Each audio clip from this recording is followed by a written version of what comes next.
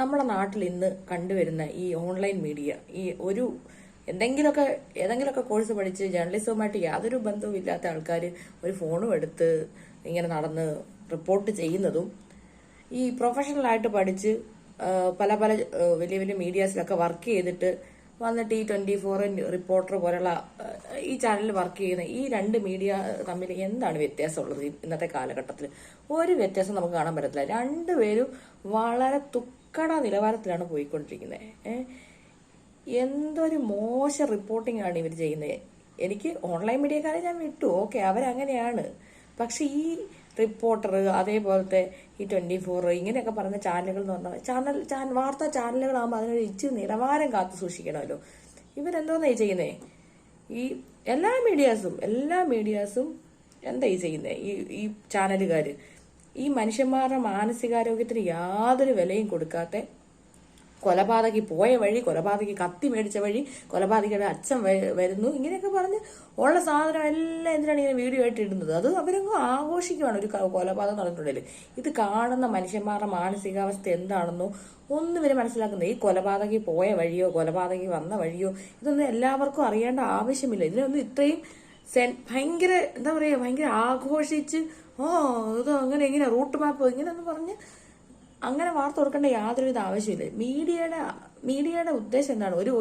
ഒരു കാര്യം നടന്നാൽ അത് ജനങ്ങളിലേക്ക് എത്തിക്കുക. അതിനൊക്കെ ഒരു സാമാന്യമായിട്ടുള്ള ഒരു വേ ഉണ്ട്. ഞാനിപ്പം ഈ ജേർണലിസം ഒന്നും പഠിക്കാത്തതുകൊണ്ട് എനിക്കിനെ പറ്റി അറിയില്ല. പക്ഷെ നമ്മളിത് കാണുമ്പോൾ തന്നെ ഒരു സാധാരണ ഒരു മനുഷ്യന്മാരുടെ കോമൺ സെൻസ് വെച്ച് ചിന്തിച്ചാൽ മനസ്സിലാവുന്ന കാര്യമല്ലേ.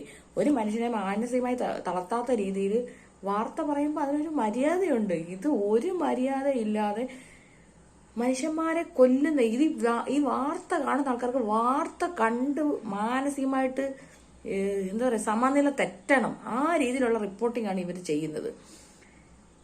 മീഡിയ കണ്ടിട്ടുണ്ടെങ്കിൽ ഒരു ജനങ്ങളിൽ ഒരു അവബോധം സൃഷ്ടിക്കണം. നമ്മൾ ഇന്ന് നടക്കുന്ന ഒരു കാര്യത്തെപ്പറ്റി, ഇന്ന് ലോകത്ത് നടക്കുന്ന കാര്യത്തെപ്പറ്റി, ഇന്ന് ലോകത്തിന്റെ എല്ലാ കോണുകളിലും നടക്കുന്ന കാര്യങ്ങളെ പറ്റി ഒരു അവബോധം സൃഷ്ടിക്കുക. അതാണ് മീഡിയ ചെയ്യേണ്ടത്.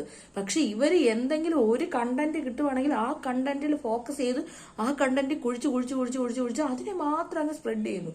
അപ്പൊ ബാക്കിയുള്ള കണ്ടന്റുകളൊന്നും ഇപ്പൊ ലോകത്തിന് വേറൊരു കോണിൽ എന്താണ് നടക്കുന്നത്. ഇപ്പം തിരുവനന്തപുരത്തെ ഒരു വാർത്ത കിട്ടുവാണെങ്കിൽ തിരുവനന്തപുരത്തെ വാർത്ത മാത്രമേ പറയത്തുള്ളൂ. അല്ലെങ്കിൽ ഒരു പൊളിറ്റിക്കൽ ലീഡറിന് വരുവാണെങ്കിൽ ആ വാർത്ത മാത്രം. അതിന് ചുറ്റു നടക്കുന്ന ബാക്കി കാര്യങ്ങൾ, ഇപ്പൊ ആശാ വർക്കർമാരുടെ സമരം, അതേപോലെ എന്തൊക്കെ കാര്യങ്ങൾ ഈ ലോകത്ത് വേറെ നടക്കുന്നുണ്ട്. അതിനെപ്പറ്റി ഒന്നും ഇത്രപോലെ സീരിയസ് ആയിട്ട് ചർച്ച ചെയ്യാത്ത ഒരു മനുഷ്യൻ ഒരാളെ വെട്ടിക്കൊന്നതാണോ ഇത്രയധികം എന്താ പറയാ ആവേശത്തോടെ ആഘോഷിക്കേണ്ട കാര്യം? എനിക്ക് മീഡിയാസ് കാണുമ്പോൾ സത്യം ഒരാളെ കൊലപാതകം ഒക്കെ കാണുമ്പോൾ മീഡിയാസ് ആഘോഷിക്കുന്ന പോലെയാണ് തോന്നുന്നത്. നമുക്ക് ഇന്നൊരു കണ്ടന്റ് കിട്ടി, ഇതിനെപ്പറ്റി അതിട്ട ഇത്ര ഡോളർ നമുക്ക് കിട്ടും, നമുക്ക് ഇതിനകത്ത് അത്ര കണ്ടന്റ്, ഇതിനകത്ത് ഇത്ര കണ്ടന്റ്, നമ്മുടെ റേറ്റിംഗ് കൂടും. ഇങ്ങനെയാണ് ഓരോ മീഡിയക്കാർ ചിന്തിക്കുന്നത്, ഈ ഓരോ ചാനൽ മുതലാളിമാർ ചിന്തിക്കുന്നത്. നിങ്ങൾ എന്തുകൊണ്ട് ജനങ്ങളെ ബോധവൽക്കരിക്കാൻ വേണ്ടി ശ്രമിക്കുന്നില്ല? നിങ്ങളിപ്പോ ഈ അരുൺകുമാറും അവനൊക്കെ ഡോക്ടറേറ്റ് ഒക്കെ മേടിച്ച ആൾക്കാരല്ലേ അതിനകത്ത് ഇരിക്കുന്നത്? കുറെ കാലം കോളേജിലും യൂണിവേഴ്സിറ്റിയിലും ഒക്കെ പഠിപ്പിച്ച ആൾക്കാരല്ലേ? ഇയാൾക്കൊന്നും ഒരു ബോധവും ഇല്ലേ?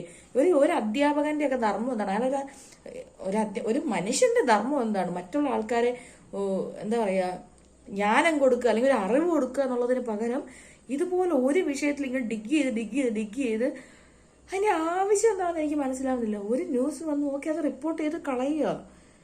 ഇപ്പൊ ഒരു കുട്ടീനെ കാണാതെ പോയിട്ട് അതിനെപ്പറ്റി അന്വേഷിക്കുന്നൊക്കെയാണ് വേണ്ടില്ല. കുട്ടീനെ അവിടെ കിട്ടിയോ അങ്ങനെയൊക്കെയാണ് വേണ്ടില്ല. ഇതിപ്പം കൊലയാളുടെ പുറകെ പോകുന്നു, അതിന്റെ ആശുപത്രിയിലെ ദൃശ്യങ്ങൾ, ഇതൊക്കെ എന്തിനാണ് ഇങ്ങനെ? എനിക്ക് സത്യം പറഞ്ഞാൽ ഇന്നത്തെ മീഡിയ റിപ്പോർട്ടിങ്ങിനെ പറ്റി മനസ്സിലാവുന്നേ ഇല്ല. ഭയങ്കര മോശമാണ് ഇന്നത്തെ ഈ മീഡിയ റിപ്പോർട്ടിംഗ് എന്ന് പറഞ്ഞിട്ടുണ്ടെങ്കിൽ. അതിനിടയ്ക്ക് അവരുടെ ബന്ധുക്കളുടെ അവരോട് വർത്തമാനം പറയുമ്പോൾ എനിക്കാണെങ്കിൽ ഭയങ്കര സങ്കടം തോന്നിപ്പോയി. ആ മനുഷ്യൻ അങ്ങ് ദുബായിൽ നിന്ന് വരുമ്പം അയാളുടെ വീഡിയോ എടുത്ത് ഇങ്ങനെ പ്രചരിപ്പിക്കുന്നു. അതിന്റെയൊക്കെ ആവശ്യം എന്തുവാ? അയാൾ വന്നു, അയാൾ നാട്ടിലെത്തി, അങ്ങനെ പറഞ്ഞാൽ പോരെ? അതിനെ അയാളുടെ പാവം അദ്ദേഹത്തിന് ഒന്ന് ആലോചിക്കുക. നമ്മൾ അത്രയും തകർന്നു നിൽക്കുമോ? ഞാൻ എന്ന് പറയുന്ന ഒരു വ്യക്തി അത്രയും തകർന്നു നിൽക്കുമ്പോൾ എൻ്റെ ആ തകർച്ച ആരും കാണരുതെന്നൊക്കെ നമ്മൾ വിചാരിക്കുള്ളൂ. അപ്പൊ അത്രയും തകർന്നു നിൽക്കുന്ന ആളുടെ മുന്നിലേക്ക് ഇങ്ങനെ ഫോക്കസ് ചെയ്തുകൊണ്ട് എനിക്കൊന്നും മനസ്സിലാവുന്നില്ല. ഇവിടുത്തെ മാധ്യമ പ്രവർത്തനത്തിൽ നിന്നാണ് ഒരു മനുഷ്യത്വം ഇല്ലാതെയായി പോകുന്നതെന്ന്. എൻ്റെ അമ്മ ഒരു മാനുഷിക പരിഗണന കൊടുത്തൂടെ? എന്തിനാണ് ഇങ്ങനെ ഇവർക്ക് അത് കണ്ടുകൊണ്ടിരിക്കുന്ന നമ്മളെയൊക്കെ എന്തിനാണ് ഇവർ ഇങ്ങനെ ഇതാക്കുന്നത്? ഒരു ലോകത്തെ പറ്റി അറിയിക്കുക, ലോകത്ത് നടക്കുന്ന കാര്യങ്ങളെ പറ്റി അറിയിക്കുക, ലോകത്ത് നടക്കുന്ന ക്രൈമിനെ പറ്റി ഓഫ് കോഴ്സ് അറിയിക്കണം, ലോകത്ത് നടക്കുന്ന നല്ല നല്ല കാര്യങ്ങളെ പറ്റി അറിയിക്കുക, ലോകത്ത് നടക്കുന്ന പോസിറ്റീവ് മാറ്റങ്ങളെ പറ്റി അറിയിക്കുക, ലോകത്ത് നടക്കുന്ന നെഗറ്റീവ് ആയിട്ടുള്ള മാറ്റങ്ങളെ പറ്റി അറിയിക്കുക.